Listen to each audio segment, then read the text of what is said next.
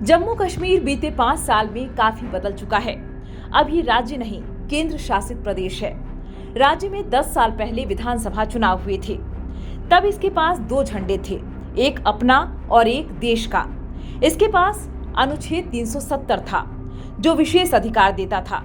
पर एक कसक हर देशवासी को थी, वो ये कि एक देश में किसी एक राज्य का अपना अलग झंडा और विधान कैसे। खैर, अब जम्मू कश्मीर का ये अलग विधान खत्म हो चुका है। अब जम्मू कश्मीर केंद्र शासित प्रदेश है। ये बदलाव 5 अगस्त 2019 को हुआ था, जब अनुच्छेद 370 और 35 से हटाया गया। अब यहाँ 3 चरण में चुनाव होंगे, जो कई वजहों से दिलचस्प हैं।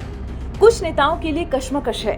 इसकी वजह उनके कस्मे वादे हैं, जो अगस्त 2019 के आगे पीछे किए गए थे। इन नेताओं में पीडीपी मुखिया महबूबा मुफ्ती और नेशनल कॉन्फ्रेंस के नेता उमर अब्दुल्ला हैं। उमर की कसम का तोड़ तो उनके पिता और पार्टी मुखिया फारूक अब्दुल्ला ने निकाल लिया है, मगर पीडीपी मुखिया कश्मकश में हैं। आइए जानते हैं किस नेता के क्या वचन वादे हैं, जिन्होंने उन्हें मझधार में डाल रखा है। उनका हाल न खाया जा रहा न उगला जा रहा जैसा क्यों है। अनुच्छेद 370 हटाया गया तो कई नेताओं को नजरबंद किया गया।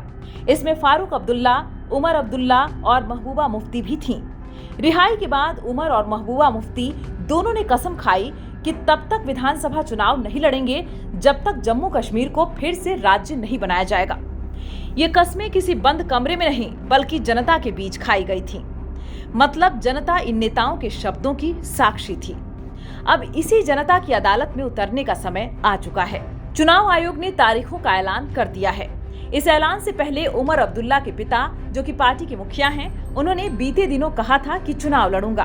फारूक अब्दुल्ला का ये ऐलान उमर की कसम का तोड़ भी है, क्योंकि पार्टी मुखिया चुनाव तो लड़ ही रहे हैं। इससे ये संकेत जाएगा कि उमर अपने वादे के पक्के हैं। साथ ही फारूक अब्दुल्ला के चुनाव लड़ने से पार्टी कार्यकर्ताओं और उनके वोट बैंक को खास कमी नहीं खलेगी, बल्कि पार्टी तो चिल्ला चिल्लाकर उमर के वादे के लिए भी वोट मांग सकती है।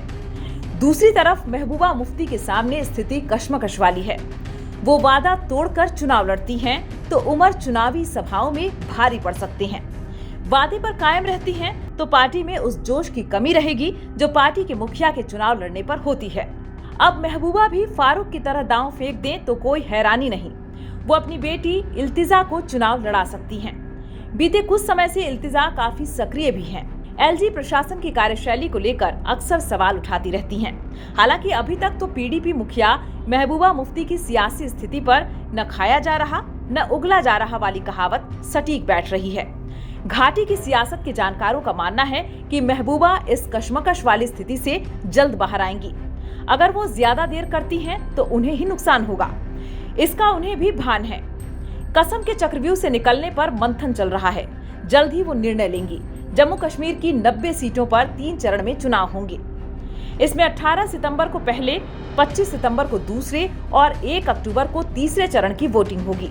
20 अगस्त को अधिसूचना जारी हो जाएगी। 27 अगस्त तक उम्मीदवार अपना नामांकन करा सकेंगे। नाम वापसी की आखिरी तारीख 30 अगस्त होगी। इसके बाद चरण के हिसाब से वोटिंग, फिर 4 अक्टूबर को नतीजे आएंगे। बहुमत का आंकड़ा 46 है।